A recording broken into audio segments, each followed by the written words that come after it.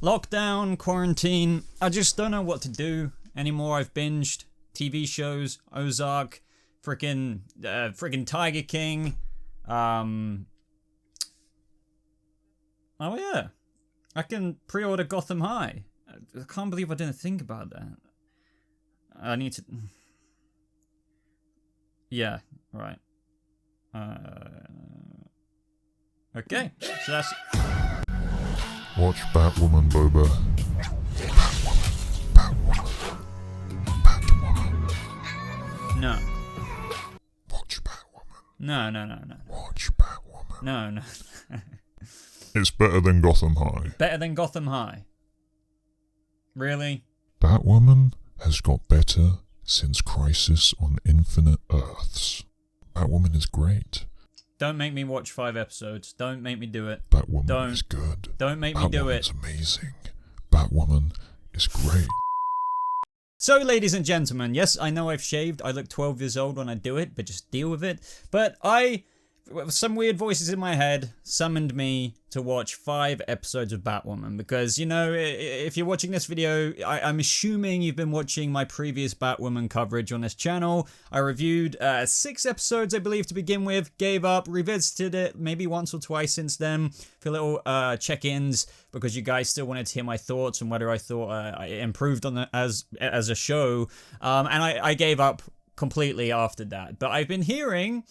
not only just through voices in my head, but from people around the interwebs, that it is apparently improved since Crisis, post-Crisis, and that is actually from where I haven't seen any of those episodes. So I haven't seen episode 12, 13, 14, 15, and 16. I just went through the interesting experience of watching Batwoman episode 12 through to 16, just to give you guys an updated video. I have absolutely no idea how long this video is going to last. I barely have any notes on this. I'm not really... I'm just going to give you it straight from the top of my head. First of all, I don't want to offend anyone. I don't want to shite on anyone's favorite show or anything like that. So let me just get that out the way. This isn't anything personal. It's just an opinion. I know some of you say I'm too apologetic, but trust me, if you just knew what I had to go through sometimes, you would understand. Has Batwoman improved since Crisis on Infinite Earths ended and the season continued?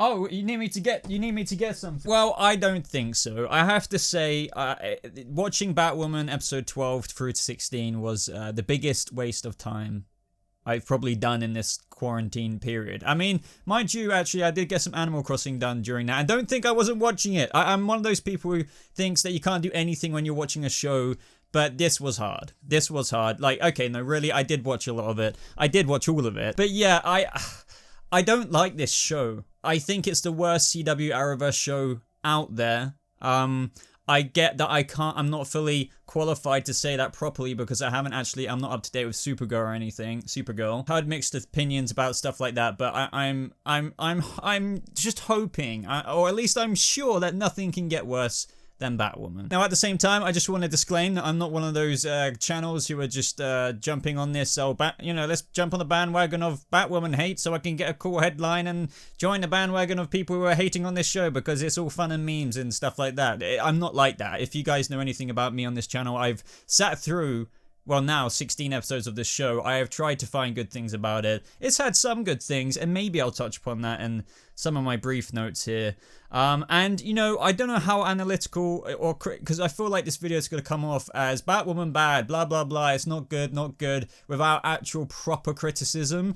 But I don't know if I want to fully go there, just because I'm going to be repeating all of what I've said in those previous videos that I've reviewed, with the show on. That didn't make any sense. But you know what I'm trying to say. So I don't want to repeat myself too much. But I went into this, maybe, the fact that, Batwoman Season 1 was meant to get like 12, 13 episodes maybe. Don't quote me on that. I know, obviously, it got a back-end extension for the full order series order at the CW for 22 episodes. So this is all, I guess, relatively, new ground. Not necessarily new ground for them, but I was definitely looking forward to an opportunity to get into this show more. Now, while I will say that I think these episodes were just okay, I guess. A lot of the bad stuff that I find about this show was still there, all present. And not all the characters are still not really interesting to me. Like, I still couldn't give a flying crap about Megan Tandy, Sophie Moore, and that relationship stuff she had with Batwoman throughout these few episodes. It's just okay, am I really supposed to care about that as much as... I don't know anymore. It's just who cares about that? Do you care about it? Maybe you do. Fair enough. If you care about it, you do care about it. But did I care about that? I get... Because there was that one episode, right? This was episode 13, yeah, when Sophie, because it's Batwoman, and it's just like, oh my god, yeah. They're all happy the next episode, and then like they shut it down because the typical story of, you'll have a target on your back if you're like, we've all been there, done that. And as for these characters and the kind of lack of sentimentality I've always had for Sophie Moore in the show, I didn't really care too much. I have absolutely nothing against Megan Tandy. I just don't think her character is that interesting on the show. I think that's the same with a lot of characters, to be honest. Then there's Mary. Now, at least with Sophie, I guess they try and do something semi-serious with her, right? But with Mary's character, I just can't take her seriously. I know it's probably very deliberate with how flamboyant she's meant to be and just naive at the same time, even though she finds out about Kate being Batwoman and blah, blah, blah. I can't take her seriously. Even when she is meant to be acting serious, it's often overacted and things like that. And it's just... I don't know, that kind of CW cheese where I can't get into the scene because it's meant to be dramatic, but I'm just sat there grinning because it's just, that's my whole experience with Batwoman half the time, and that's the problem I think I have with it. There have been a couple of moments out of all of these 16 episodes though that have kind of got to me and like, I'm actually into this. And that all still lies with Alice. Rachel Skarsten's Alice. She is the star crowning jewel of this show. I think I actually stole that line from Eric's Reloaded. I remember him tweeting that out actually. And that's true. And I think the way he put it as well, I'm actually, I'm paraphrasing here because it really does sum up my points. I'm probably misquoting him here. But it's just like, out of all the characters, they're not, he was sort of saying a similar thing to me in the sense of how they're not all like particularly, that interesting kind of thing. But then you have one character like Rachel Skarsten's Alice, and that's like, the best thing about this show. And it really, I've said this again and again and again and again and again. What would this show be, season 1, without Alice? Like, could you imagine? And like, it could have gone a much, much, much, much, much worse route because it's not like we haven't had bad villains before in the CW. Think about Cicada. Think about various other seasons of other shows. Like, it happens. Could you imagine if Batwoman didn't have Rachel Skarsten's Alice as the first season's villain? Like, seriously? I think it would be borderline right now. It's kind of unwatchable to me, but then it would just be...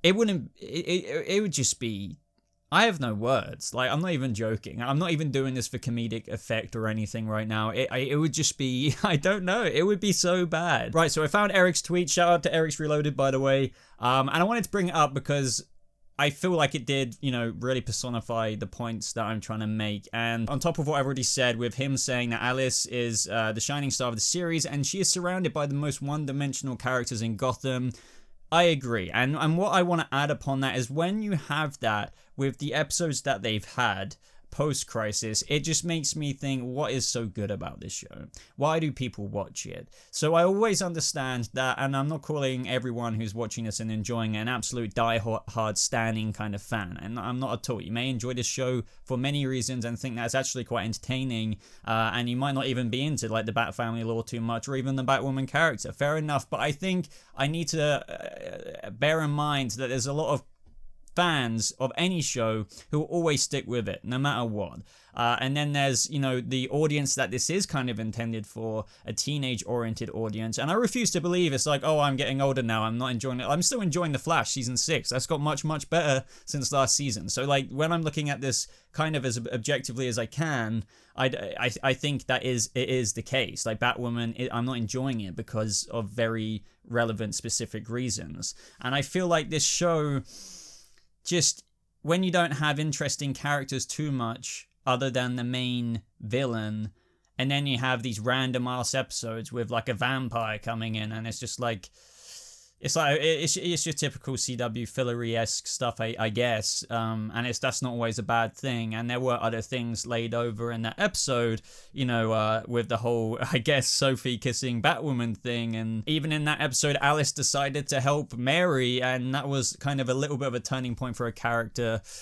in a way. I just think ultimately, what is there too much to like about this show other than it barely meets the requirements for satisfactory? And I think that's a good way to put it. It's not awful. I've said this a lot before. It's not terrible. It's not, I was about to say it's not bad, but it's not like amazing. It's not great. It's not good. It's just, I would say it's satisfactory, but I feel like I'm almost being too kind there. Now, I do know that this is going to trigger some people when I say that, and I might get some comments in reply to this exact moment saying, you're being way too harsh on it. I don't think I am. I'm going to stand firm with this. I think that this is it meets the minimum requirements for satisfactory of a CW's Arrowverse shows. It's definitely at the bottom. I know I can't really speak to that too much without watching a lot of Supergirl, and that is in its later seasons or whatever, but Black Lightning I think is ahead, The Flash is ahead, Arrow is obviously gone now. I don't watch Legends anymore. I don't know, I just feel like the CW is losing its touch in general now. I don't know. I think The Flash is still going strong and it's getting interesting in the back half, but this, and some of you may be like, what about Scarecrow's fear toxin? That was cool, wasn't it? But was it? Like, the one thing that many people found cool was leaning on one of Batman's Rogues Gallery villains, which they can't even use, but they just used to inject the fear toxin in Alice and Mouse. I guess that was a little bit more interesting. It upped it, like, on the thermometer, like, peaking here from, like, to here. But it wasn't that revolutionary. Like, I don't find it that cool. I really don't. Like, yeah, sure, like, there was a Jonathan Crane reference from Mouse's father, and it wasn't that great. Like, that episode was cool because of Rachel Skarsten's performance. Because obviously there was a lot of flashbacks to the abuse of her childhood with Johnny's dad's mother, if I remember correctly. And then at the episode, they kind of made it interesting for Kate's character, I guess you could say, in terms of how she killed Johnny's dad. But then I felt a bit cringed out in the next episode with how she had this almost like fetish with strangling everybody in the episode. And I know that was meant to be like a PTSD kind of anger thing with how she strangled Johnny's dad dead in the previous episode. But like, they almost put it way too forefront and center. And then there was the whole thing with Batwoman in episode 16, the latest one, where they were burying the body, which reminds me, the beginning of that episode is a problem. There was a problem which a lot of CW shows seem to have a problem with letting the villain get away kind of thing. And that's with, I think Alice was getting away, when they were burying Mouse's father. Jacob was there, and then she's like, you're gonna have to let me get away because, your DNA is all over that body, and, if you try and stop me, I'll tell everybody about it kind of thing. It's just like, burn the body. What? They could have just stopped her and be like, get some gasoline and get a lighter and burn it, it's fine. But for some reason, us audience members are too dumb to figure that out, apparently, and just think that's fine. I don't know. Maybe that's too nitpicky for some people, but whatever. Now, there was some other interesting things in this episode in terms of, and I say that because I do try and find some interesting things. It's just, is it really enough to keep me watching or even care about this show at the end of the day? No, because everything else about it really doesn't make me enjoy the show. And that was, obviously, there was other things in terms of Lucius Fox, his death still being investigated, the hitman going after Sophie Moore, Jacob Kane, and obviously the guy who apparently killed Lucius Fox.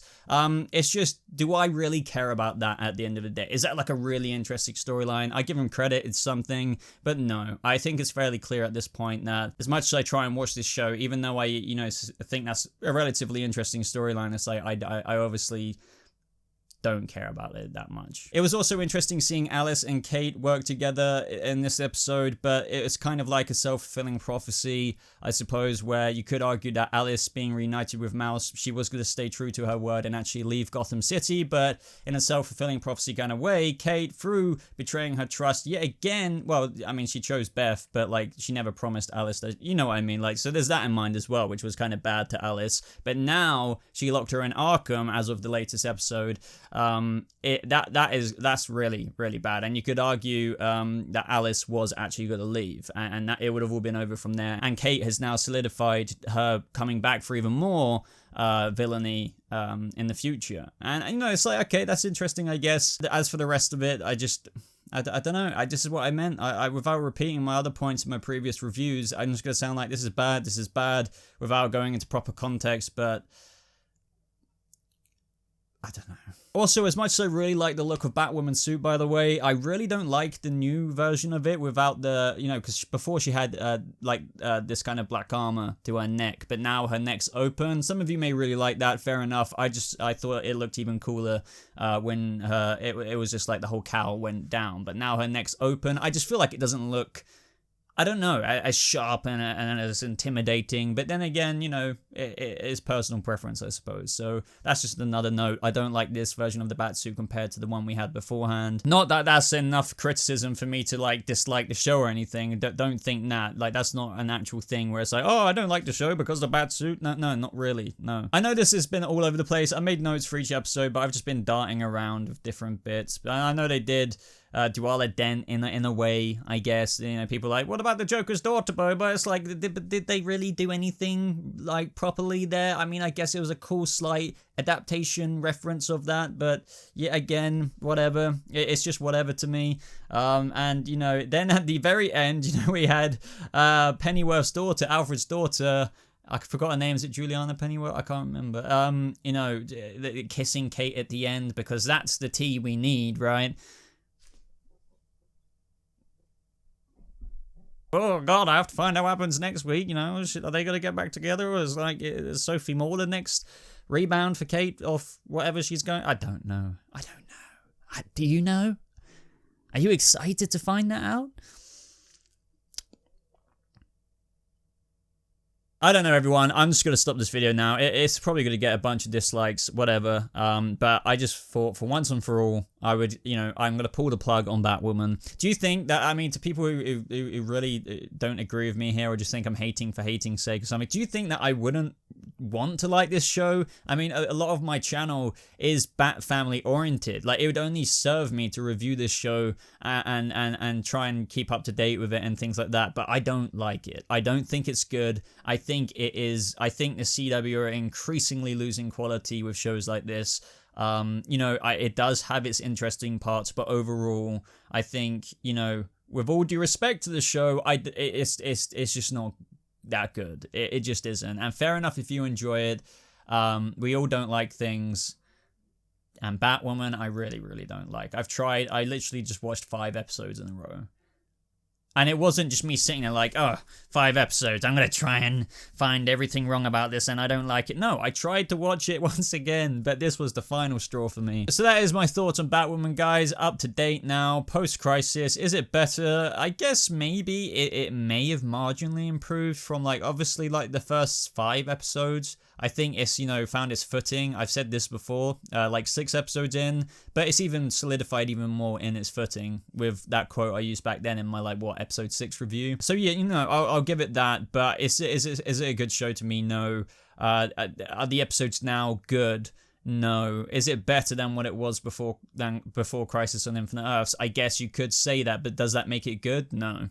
Overall. Let me know if you enjoy Batwoman, what you really enjoy about it. I may have lost some people's respect here. I hope not, because this is just my opinion. I really wouldn't mind if you did this about a show that I really loved. I think all the criticism for Batwoman is fairly understandable, even though I didn't go into a lot of detail today. Just watch some of my previous reviews about it. I try and list and expand upon why I think about what I do with this show. This video was more of a rant and tangent, to be honest, because I sat through 5 episodes of something that I just really struggle to understand as to why it's good. But yeah, that's the video, guys. Thank you so much for watching. Hope you have a lovely rest of your day, guys. I'll see you, Bat family, in the next video. Goodbye. There's not going to be another Batwoman one. Unless extreme demand comes back for the finale or something. I don't know. If I've got this far, screw it. Do I do a video on the finale? Maybe for entertainment purposes only? I don't know.